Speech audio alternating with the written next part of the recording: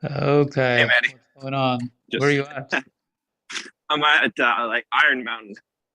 You're running? Yeah, just finishing up my run at the end of it. The trails were Okay. wet, so it took me longer than I anticipated. Oh no, you didn't slip, right? No, I didn't slip. I just had to Okay. go slow. Oh yeah. Well, that's good. How We're long? How already, long of a run is remaining? um, it was supposed to be a 10-mile run. I've done 8.6. Oh, So so another 10 minutes. yeah, maybe a little bit longer, but 15 probably. But Yeah. Oh, you're going down or going up? going down, I'm flat now because I'm at the entrance. I got to figure out where to go to Oh, get you're. another. Oh yeah. You're close to the entrance now. Yeah, Nice. Well, happy New Year to you and everyone else who's watching, listening. yeah. Happy New Year. Well, it's been almost a year since a year has gone by since we last talked. It's been 2022 was definitely a crazy year for me. There's a lot of stuff that happened. A lot of, a lot of changes. Yeah, Transition. Same for me. yeah, And the good goes with the bad. It's part of the journey, I guess.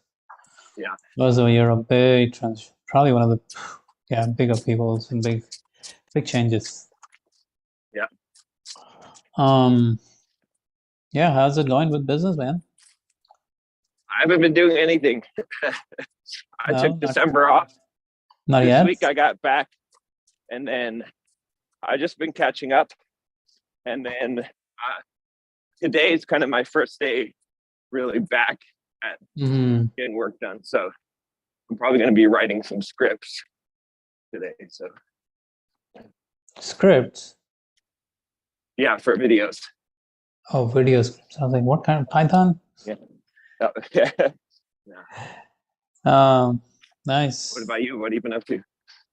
I've been working on Quantum Leap, on selling Quantum Leap. That's the thing, because January is the time to sell Yeah. goals, acceleration, all that stuff. So Quantum Leap is currently what's been occupying my mind. Um, Selling through, we did some live webinars earlier last or in December, but Yeah. now we're doing recorded webinar, kind of evergreen, but more like we tried with the pricing. Now we're going to try without the pricing, just book a call to see what happens there. Okay. Also writing a new VSL for it, a short, like, so webinars usually like an hour long plus Q&A. So like, or this case, like 40 minutes plus Q&A, but Yeah. VSL, like probably gonna write, like the one I'm writing is gonna be like 8 minutes, 7, 8 minutes. So that's one way to, like, another form of content consumption mechanism or marketing consumption mechanism. Um, so yeah, those two things, like it's literally Quantum Leap, all Quantum Leap all month long. That's what I'm working on for January. Nothing else. Just getting Quantum Leap up. Like we've been like Quantum Leap has been doing great in terms Yeah. of results, and we've like got probably like 30 odd people in there. And it's like, okay, we now is the time we gotta. January is the perfect time to grow it and double that. Yeah. Yeah. So we're running ads to it too. I'm getting people from ads, so that's good. Um, but now it's like ads and email list combined. That should be that should be good. Yeah. What did you end up 2022 revenue, total revenue? Hmm. I don't talk about it here, but I'll tell it to you Yeah. personally. Okay. Yeah. I hit just under a million, just Oh, barely missed it. nice. Yeah. Well, that's good. Just under with what all? With um, Bulldog Mindset membership, the Well program and coaching, and then some miscellaneous. But mostly Does it those. include real estate? No, no, no. With real estate, I'd be well over a million. Okay. So And Bulldog, yeah, Well, and coaching. So how would you like if you want to split? And you don't have to talk about it, but since you're not talking about it, feel free. uh, What's the split, and what do you think is the next move, knowing the splits? I think the split, I'd have to go back and look at the numbers, but the majority, I think probably 35 to 40% was the well program. And then probably 30% was coaching. Hmm. And then the rest was membership.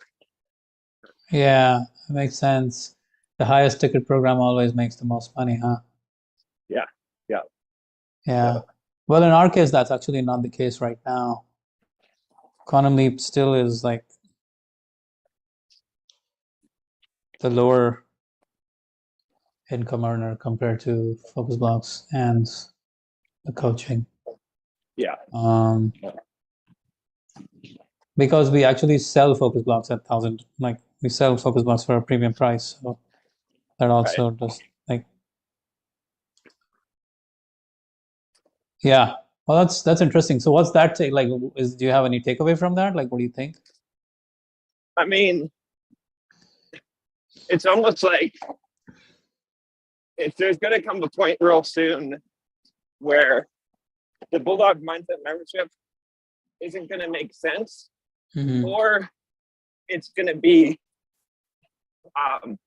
just a gateway to the well program, right? Well, Like, it is currently it is the latter. yeah, it's not. I mean, if I look at the overlap, there's not a huge overlap. It's not like people are ascending from membership to well program. So Mm-hmm. And is it because you don't have good marketing systems in place to make that happen, or is it just because of the nature of the clientele you have in there? I don't know. I think it's more the nature of the clientele. You We don't. don't, do you have good marketing systems to ascend people? Because that's a whole science. Like I'm trying to figure it out, like Focus Blocks to Quantum Leap Ascension. It's quite a Yeah, lot of like really go it takes a lot of like structured planning to get that happen, like rather than just emails taking them. Yeah, emails are the last resort, but there's yeah, more that gets them to the next step, the ascension. yeah, yeah. We don't have a great plan. I mean, we've got emails, and I announce Typically, it on the live streams and stuff. So yeah, because that might be one of the things. Like typically, like any kind of program like this, 10% ascending from level 1 to level 2 is normal. yeah,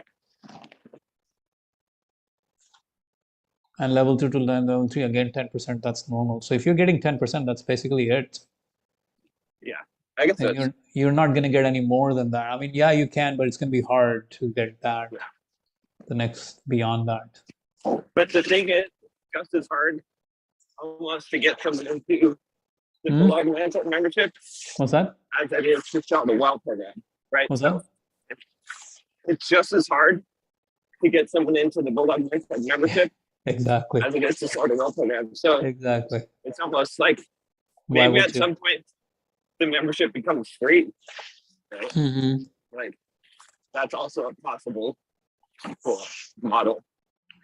Or much cheaper, or I mean, really the question then becomes why would you invest any kind of time or energy in membership if it doesn't really give you any kind of reward on the back end?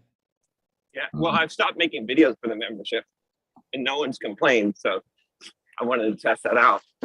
Hmm.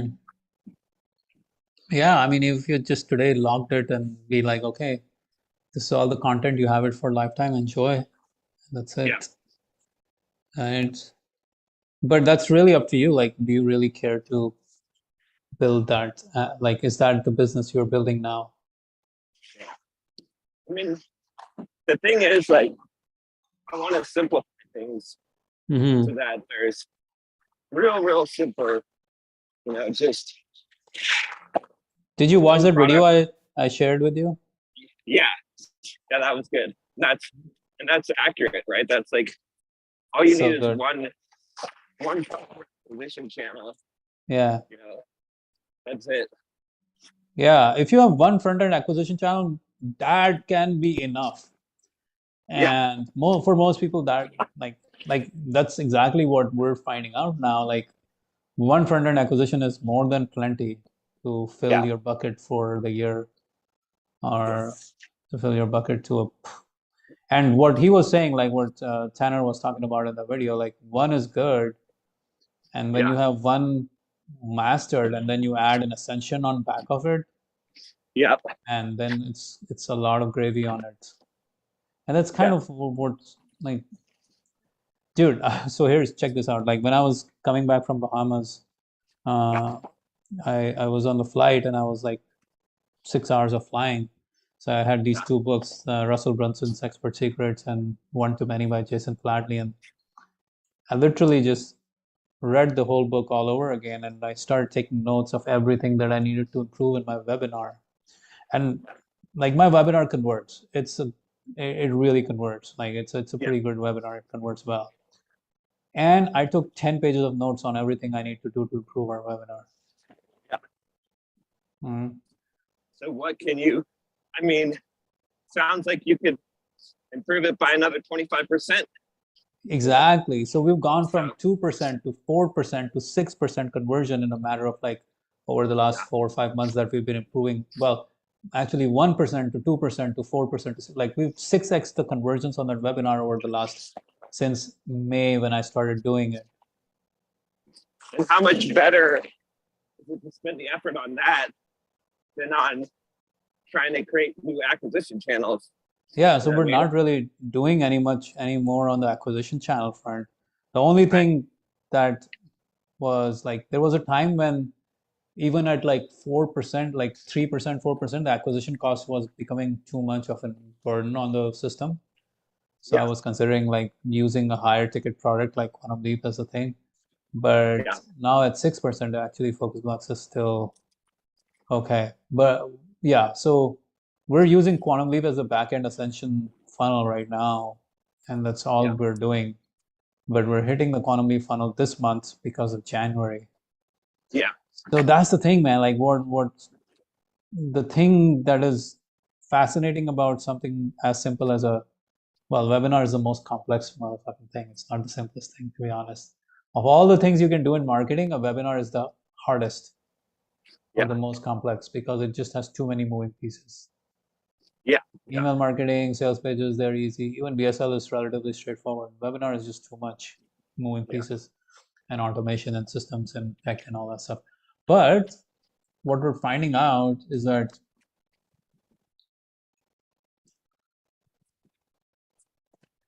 yeah, there is so many buttons that I could still press on that webinar. So many Yeah. things I could still do on that webinar to make it even better and even better and even better. Yeah. Um, and this is like, oh, we're just getting started, and we're just getting started, and we're just getting started. And I was talking to my Yeah. friend Wesley. He also does webinars, but he's more in the real estate space. Yeah. And we were just like jamming on the numbers, and I was showing him the webinar like matrix and all the numbers and all those things. And Wesley was like he was like, okay, well then now add what happens when you have emails going on the back end and those leads are converting into your sales and all of those things. I'm like, okay, well then let's just add another percent to this. And he was like, Yeah. we're just going back and forth on this. I was like, just add it on. He's like, no, no, separate it out, separate it out, separate it out. Right. And once actually we separated it out, suddenly we realized that when you have a working webinar, what Wesley was saying was, dude, my webinar was running in the red for almost an entire year Yeah. because like my acquisition cost was so high, it was just like driving me nuts. But Right. then this year, what happened was my webinar started to go in the positive terrain and keeps going up and up. I was like, oh Right. man, my traffic is converting better. It must be good. But then I really Yeah. did the analysis. It was actually people who had gone from cold to warm over the last 6 months, 3 months, or a year. Yeah. So Yeah. it wasn't just the front end webinar that was bringing the money. The front-end webinar was still doing the same thing, Right. but now because he's sending these evergreen, not because he's sending these emails out to people, like broadcast emails out to people on a daily, like every week, 2 or 3 emails to a webinar that converts, he's getting all of the residual on those Yeah. people who he paid for. Yeah. And then we started doing numbers. We're like, oh shit, that's true, that's true. We started doing numbers and we realized there's a tipping point at which no matter how much we're spending on advertising, if we Yeah. have automated like funnel, like I was like, well, why don't, like, you're sending these, you're manually writing these emails, looking at these Right. numbers, why don't you just automate these emails? And I was, as much as I was talking to him, I was talking to myself like, shit, I should do that too, Yeah. right? Because he's like, I just send these emails, 3 emails a week, and it's now changing the game for me. It's like, oh man. And then we did the numbers on it, and we're like, if we had this automated for like 90 days, basically we would have evergreen webinar funnel running for 90 days on the back end while people are coming in through ads. And that will actually double, like if I spend 10,000 on ads, we'll Yeah. actually get double, we'll make double the money of what we make from ads through the email list when the Yeah. numbers start to work the way we can see them working. So that was really interesting. The Yeah. power It's of interesting because one thing that works. people are not necessarily ready to buy right away. And in fact, a lot of the sales I get when I talk to people, they're like, yeah, I was following you when I was in high school, or like, or like 4 or 5 years. When I was in And my it's mother's like, womb. yeah.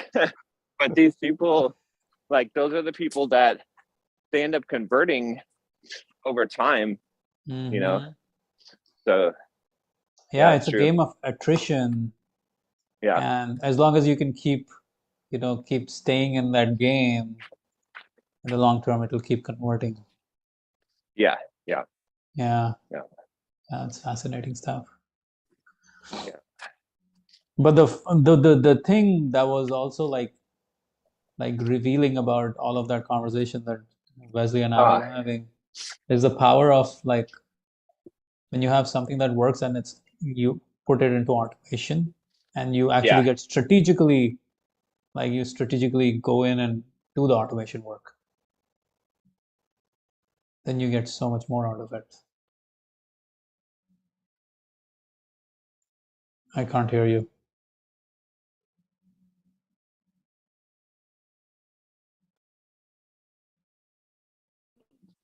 Okay. Yeah. All right. I can hear you now. Okay. Yeah, Tesla can drive the car. You can talk. Yeah. That's true. Tesla doesn't do Zoom calls.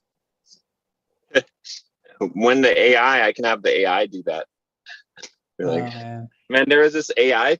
This person had, what's it called? Like, do not bill or do not charge. I forget. There's some company that like fights your bills for you and stuff. They have an AI implementation where where they use AI to automatically like reverse wire transfer charges from Wells Fargo. They like the AI called up the bank and then pretended to be the customer and then talked to the rep and got them to reverse the charges using the customer's voice, using deep fake voice technology. Crazy. Wow. That is wild. Yeah. That is wild. That is amazing. Copywriters around the world are quaking in their boots. Like, they're all Yeah. talking about how their jobs are on the line right now. Yeah. Yeah. It's ridiculous. It's crazy. The thing is, though, it's going to be weird because, like, it's going to change because what's going to happen is you're going to have all this AI kind of marketing, right? That's going to happen, copy and stuff. And then that's going to kind of like Saturate. right. And when that saturates, it's going to no longer be effective because Yep. it'll be like people will be able to tell, or even if they can't Yeah. tell, there'll be some Yeah, element it'll to it. be like story-based writing is going to come back in full force, and you like more abstraction. I think that's the key, right? More abstraction is Yeah. again going to create more value in the marketplace because that value will get neutralized. It's just like for the last 5 years of content, 6 years of YouTube content, there's been so much noise because there's been like a lot of content coming out, right? Yeah. So now people will use AI to create that kind of content even more. But then original content, highly abstracted content will still rule the game because we're smarter than the machine that's creating that idea, Yeah. because we can feel, oh, this actually talks to me. This makes it feel good. Yeah. Yeah. It's funny too, because Kajabi, right? I logged into my Kajabi and it's like, oh, do you want to try this new feature to create a course outline? And so you could create a course in Kajabi, right? And then it asks you, what kind of course would you like to create? You type in the title of the course or what it's about, and it comes up with an outline for you for the course, like the modules and lesson. Wow. So they've integrated it, right? You can tell it's just, this OpenAI Basic. technology. Yeah. The same thing you could put into ChatGPT. So all these companies are integrating that in to, auto suggestions, right? Like it can just, how about Dude, if we just, even more content is becoming useless. Experience Yeah. is becoming more powerful, right? Yeah. Interaction and experience is the game that people want to play in this game now. Yeah.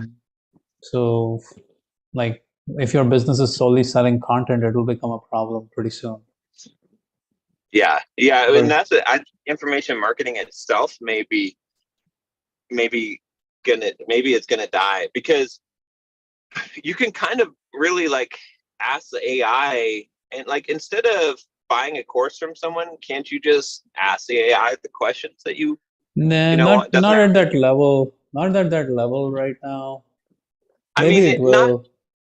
maybe not right now, but it's pretty damn close. You know what I mean? It's like it's going to be there for sure. And then it's like, selling courses and programs and stuff. I don't think that will make sense. I mean, you're in a good spot because like you got out of the information marketing game because you're selling a service now, Mhm. right? Like the service is extremely valuable because it can't, even though you have some competition there and commoditization, it can't be disrupted the way that information can. Yeah, it's interesting, like, because ours is the human touch that's what people come here for, right? Yeah. Because they've tried all sorts of robots in the past, like Use Motion and Sunsama and all of those things. That's like robo organizing. Like nothing against them, they're great. They do a different service than what we do. Right. And they're nothing like what we do. They're totally, completely irrelevant to us.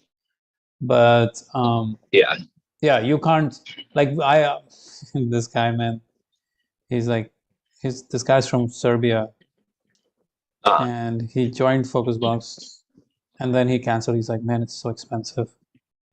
Yeah. And then he's like, oh, I found this app that it's like an AI that does it for me. I'm like, okay, cool, do it. He's like, 2 weeks later, he's like, dude, that thing doesn't work at all because it doesn't have any effect on me. What you do is actually the only thing that works. Yeah. So can I come back? I'm like, okay, come back. So like, yeah, we like, that's interesting how all of this is like going to be like it's going to be an interesting evolution for human beings, to be honest. Like I don't think of it as like completely changing the game, as it is going to force us to abstract to a higher layer of game. Yeah. I mean, it's hard to say because I think at some levels it's like, it's almost like you have to view it from both angles, right? So one angle is like, how does it change what we're doing, right? Like creating content, information, selling, marketing, all that stuff, right? And that, that's one way of looking at it. I think that's where most people are looking at it. But the other angle you have to look at is, how does it change human life in general, and how does that make it so that what we're selling is not even relevant anymore, right? Or is less relevant, right? Because if you think about it, right, a lot of the, like, well, take my industry for example, right? Let's say building business, like starting a business, an online business, right? Well, does it, if this sort of levels the playing field and people are able to do it with AI? No, people can't do it with AI. well, I mean, can create the content, can do all this stuff, it's like, I don't know. I guess what I'm saying is that, like, I think that there's some aspect of it changing the way that just humanity works and what our goals and aspirations are, that makes it so that what we're providing as services and products are maybe not as valuable anymore, right? Because what really becomes valuable, like if you think about, like, you got to take this to the next 5 or 10 years, right? You got to think about Yeah. like what do you pay for, right? Like what do you use in your life, right? And it's a lot of Yeah. the jobs that we're doing, right? Like most people are working jobs, they're taking the money, they're investing the money. It's like, but a lot of them, their jobs won't make sense anymore. So it won't make sense. And a lot of the companies that employ these people are providing a service that helps someone to do a job, right? Almost People all will business, do what you're saying. It's true. People will do higher right? abstracted jobs. So lower abstracted jobs will go away. Right. But what I'm saying is that almost all businesses in the information space, almost all businesses that do not sell a tangible product sell a way to do business, right? To help you to create your business or create a tangible product, right? That's almost, if you think about every company, right? Software, Microsoft, Apple, right? All these things, like, they're all helping you to do something essentially, right? I mean, there's some of them are selling physical products as well, but if you think about the software aspect of things, I think software is dead and everything around software is dead. And so that eliminates probably 70% of companies, like their usefulness in the world. And then people's roles in those companies and their jobs and what they want, right? There's still, physical products and things like that. But yeah, that's where I see like 5 to 10 years from now. And that's where, I don't know, like that changes everything. Like I guess what I'm saying is it's impossible to even think about what that Yeah. world looks like Agree. and to Agree. form any kind of Agree. hypothesis about it. Agree. So 100% yeah, agree with that.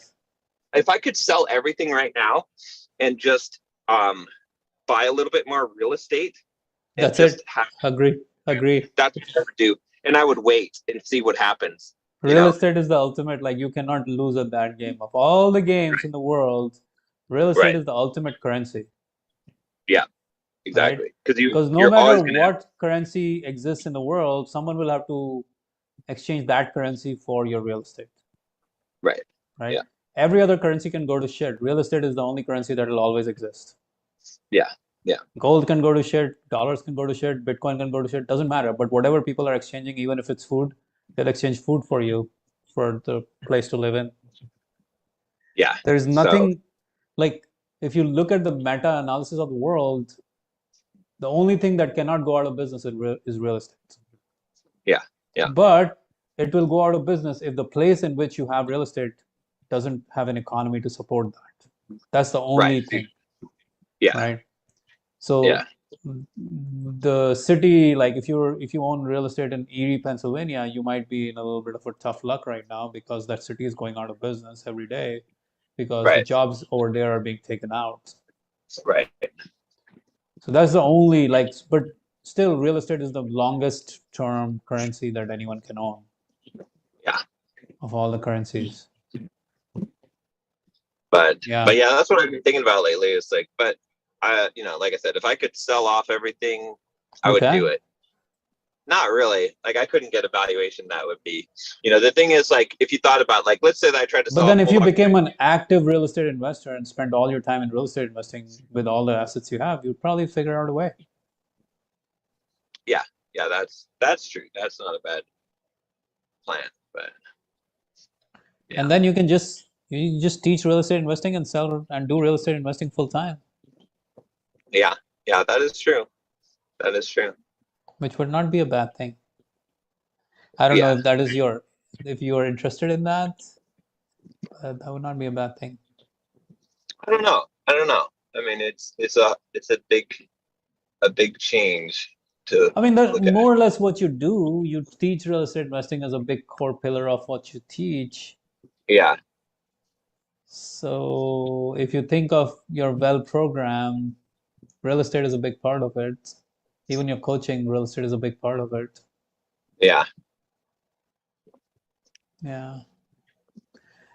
Well, what else, man? What else is going on? What projects are you cutting out of your life this year? I think that's what we should be talking about more on this call.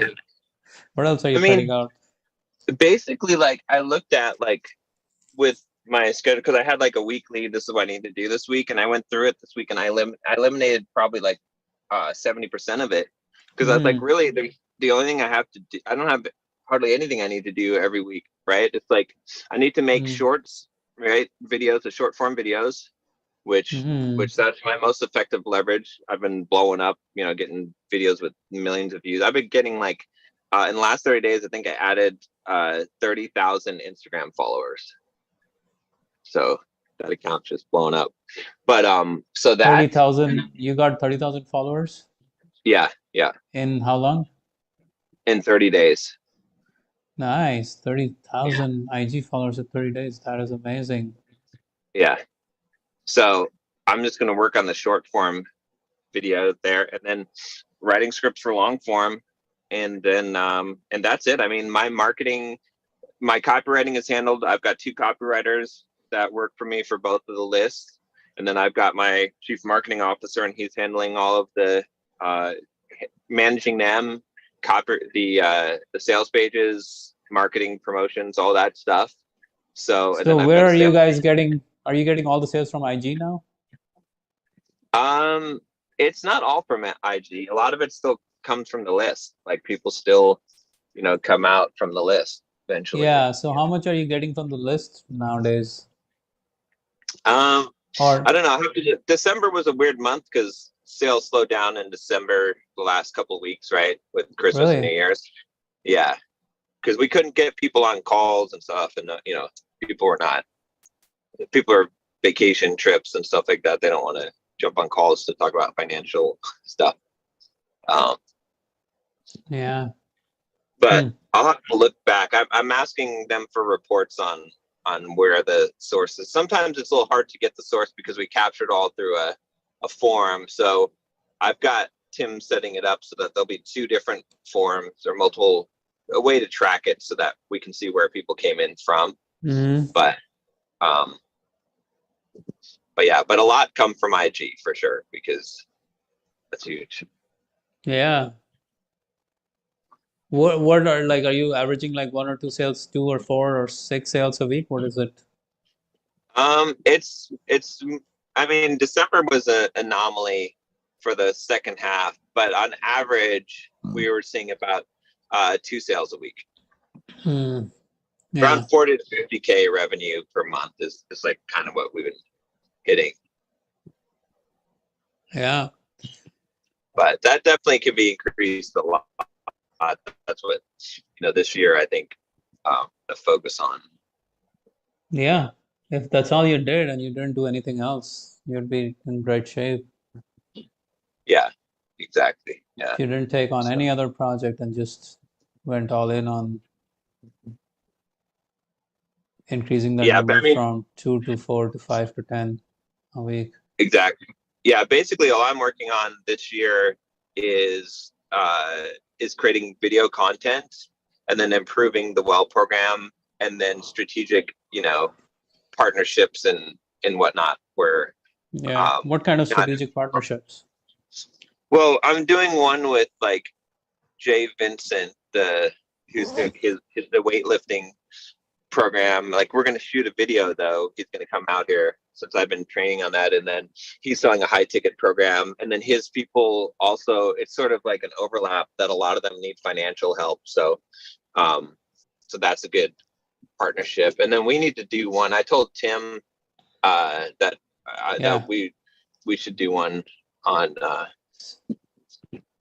for your focus block. So Here's what I was actually thinking. You know what's uh, simpler than uh, doing a full-blown promotion? uh, Just putting it in your automation, like a few emails mentioning focus blocks in a specific way, whichever way you want to talk about, and I can write those emails because this is an evergreen product, right? People can just go into the yeah. webinar, you have the link, like, right? So it'll just on autopilot just bring in revenue. I mean, that's a good idea, but let's do a promotion first and then let's put it on autopilot, right? Because we Okay. might as well hit the whole list and everyone. So Yeah, sure. So yeah, I will reach out to Tim and let's get that cracking. Yeah, That webinar is converting, so we don't even have to do anything about it. We just promote it. We don't have to do it live or anything. It's good on yeah. Evergreen. It's working. We can offer a special deal, but and even like if all we did was like having a 1 minute video of you up front, Yeah. that's it. Like that will change. That will allow us to cover a lot of market. Yeah, yeah. Um, But yeah, the big goal for this year is for me to become a better storyteller, like to make, content that's telling a story that's compelling, because that's also the thing that is bulletproof against, that's critical. Like that's like with the content farms and people creating content and, the low barrier to entry, what sets you apart is the ability to create good stories, yeah, yeah. Have you read the book Made to Stick? Yeah, yeah, yeah. Such a good book. Yeah. And actually, like you're like, I mean, that's what you do all day with your Instagram and YouTube. Like that's your like you're honing this craft on an hourly basis, more or less. Right. Um, Yeah. so it's like you're just playing with that all day. Any But plans for ads and stuff? we'll see. I think that that's going to come along. Um, we've got some stuff in the works for, I'm basically letting Tim, do he's got an ascension model that he wants to do. So we're going to get that set up first, let him get that set up and tested with warm So from traffic. Bulldog to oh, from Bulldog to like um well, Well, I'm going to do like, I guess the plan is too, that I need to come up with a more cohesive plan for the well program, right? So of what exactly we're going to be offering with it. So I might, I'm thinking about cutting it up, like I think I said before, into a real estate, like a business building, like is where there'd be almost like different levels of tracks, like depending on where you're at, and then having that program where people come in and they can graduate to the next level. I got to sit down and think about it and really plan out like how this should work. If I was just creating it based on what's the most ideal thing that I could create versus, just thinking about like what's the most valuable, effective thing I could create. I think that's what I need to look at.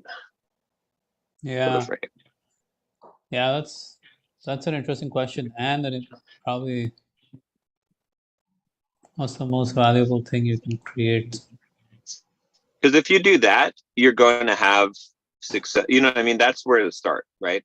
A lot of times we start from the money aspect of things, of profitability, but uh, but it's really like if you're creating something that is super high value, it's going to that's where you're going to be able to sell it. It's going to be easier to market. It's going to be easier to do Oh yeah, everything. Start from oh that yeah, perspective. oh yeah, oh yeah. 100%, It's like dude. the same thing. Like think about it this way. Like here's a perfect example of it. David Goggins, right? Uh-huh. Uh-huh. Okay, best-selling author, right? I mean, millions and millions of social media following, right? No marketing at all. Self-published book, right? Two books, self-published. New York Times bestsellers for both of them. Mm-hmm. No publicity, no marketing, nothing, right? Just literally creating, the best product that he possibly could create, right? And just doing his thing, right? That's the thing, because it rises to the top, the Yeah, good cream rises to the top, basically. So yeah, I I saw one of agree. my big clients too, because he has a really good software development book, and it's a very popular book, and he sold $1 million worth of this book, not on Amazon, just direct, right? And he doesn't have much of a list, he doesn't have much of an audience, but he has a reputation, and he knows people in the industry who have promoted his book and sold a lot of copies. And he was like, I kept on telling him to put it on Amazon, And it's like, no, I don't want to put on Amazon. Like, I don't want to cut into my revenue and stuff. I'm selling it directly for a higher price. And I was like, look, if you put it on Amazon, it's such a good book that it's going to rise to the top.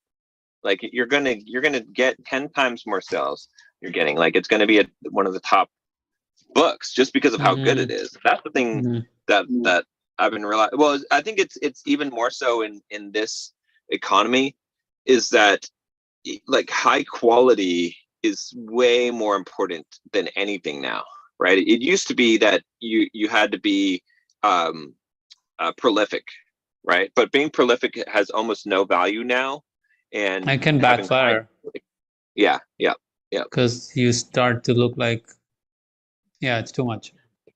yeah. So quality is it. Quality is the game. Yeah, 100%.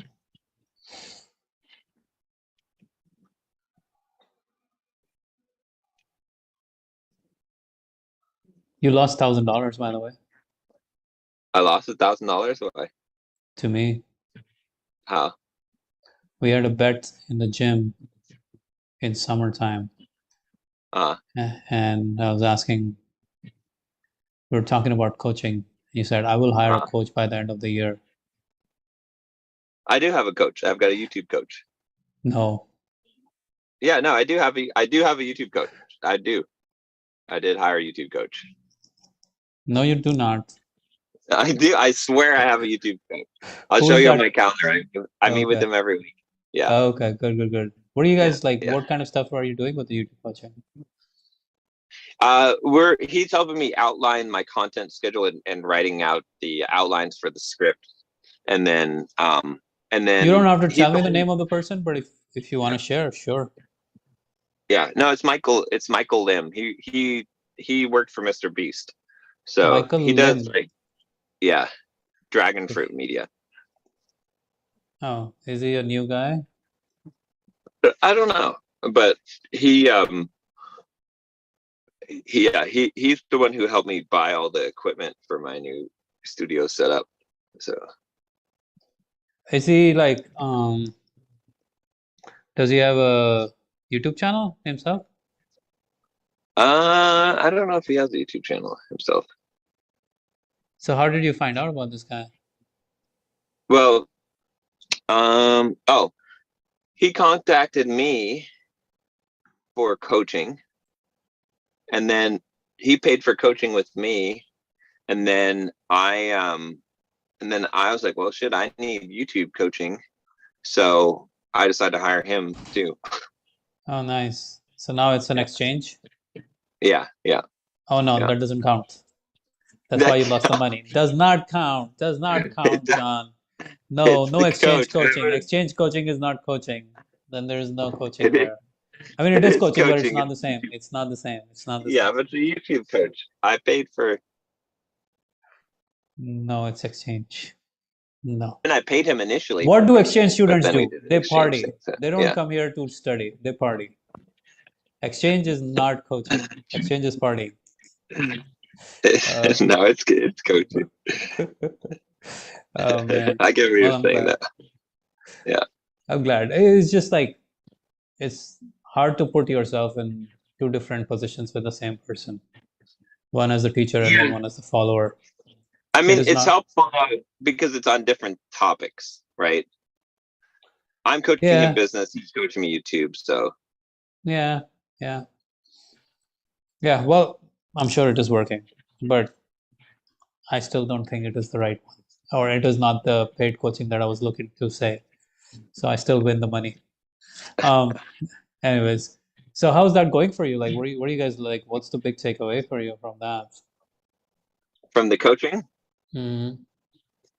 Yeah, I mean, it's that I need to do, like I said, more of creating just the higher quality content that, of thinking about it way more in depth before creating the video.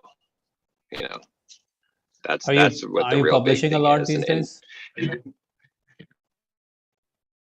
I haven't published a long form video, a real video, for like over 2 months. After your real estate So, video?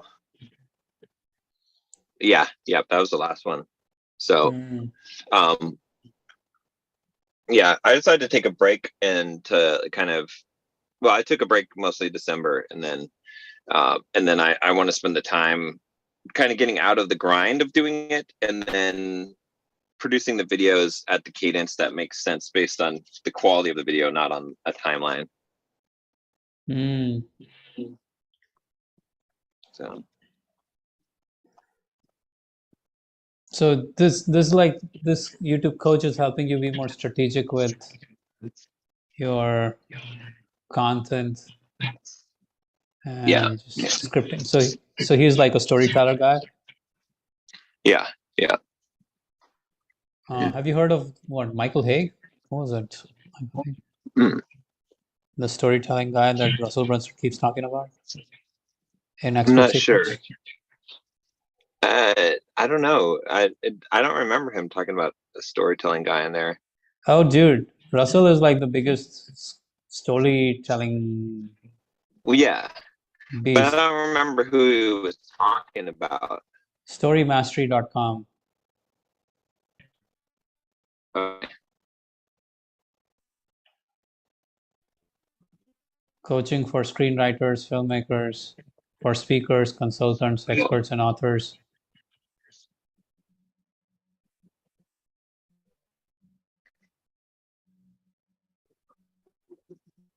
I'll have to take a look at that. Oh, wow. There's coaching packages. They are giving you the price too. Up front, they're giving you the price. Mm-hmm. You gotta get Some this people one, do man. that to filter it. Dude, you gotta do this. You can work Why? with Michael Hick for $475 an hour. That's cheap. That's exactly what I'm saying. Yeah. This is the guy that Russell Brunson hires to get feedback on Huh. storytelling. That's working directly with him. Yep, hourly coaching Wow. package. Michael's regular hourly rate is $475 an hour.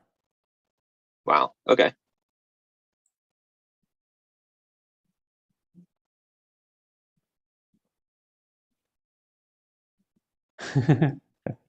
Yeah, not everyone knows marketing, right? Right. Yeah, that's true. Yeah. He knows story, doesn't know marketing. Big difference. Because if you knew marketing, you would be selling this damn thing for like $10,000 Yeah, exactly. if he was doing it right. But yeah, there's hourly coaching with him for $475 if that's what you want to do. You can literally probably have him like take one of your videos and break it down for you and tell you, or dude, whatever you could do, like $475 an hour, like you could, shit, neither you nor do I charge for that kind of money anymore, right? But you know what I need to do though before it's valuable to me is I need to actually create a good attempt at it first, because I haven't tried to create a good video story. Well, right? your whole channel is a good attempt at it. No, it's not. It's not It a good is. attempt at it. Your Every single whole video. channel is an No, attempt at it. It may not be a good no, attempt, but it's an attempt at it. it's not a real attempt. It's me just turning on the camera and talking. It's an attempt. That doesn't count. You know, you Over got to like 2,000 attempts at it. no. See, that's the problem is, but you have to really actually try and produce something. You know what I mean? That's where if I write a script and put out a But you did, video, okay, you did that with the real estate video. huh? The real estate video. That still wasn't even a script that was written out. That was Michael was there and he was directing me on it, but it wasn't. There was a bit of an outline, but it was an outline that was kind of put together in 20 minutes. It was not, you know, the work that needs to be put into this. I have an idea of it now is a lot of, you know, a time, like writing a screenplay for a movie. That's what a sitcom episode, right? But a 10-minute one. That's what has to be done. Because if you think about it, like that's what movie and film and television is, Hmm. right? So It is. Yeah. I just have to All put the two pieces together because I've been writing for a long time. I can write, but now those two things have to be put together. It's the amount putting the effort into it. Instead of putting 2 hours of effort or 1 hour of effort into a YouTube video, it needs to be 30, 40 hours of effort. Man, I'm gonna hire this Michael Haig guy for my webinar. Yeah, I you wanna should. I wanna go through the webinar with him and ask him how I can improve that story. Yeah. Cause shit, we've put like almost a year's worth of effort in that one story to hone it. So Yeah. that's a story worth improving. And I mean, you could Yeah. probably get your VSL look through his lens, and he would have Yeah. really interesting feedback on how that story would be more powerful or more resonating with your audience and get you better clients or more clients or cheaper clients. Yeah. Yeah. Michael Haig. Yeah. I'm excited. I didn't even know he was selling coaching.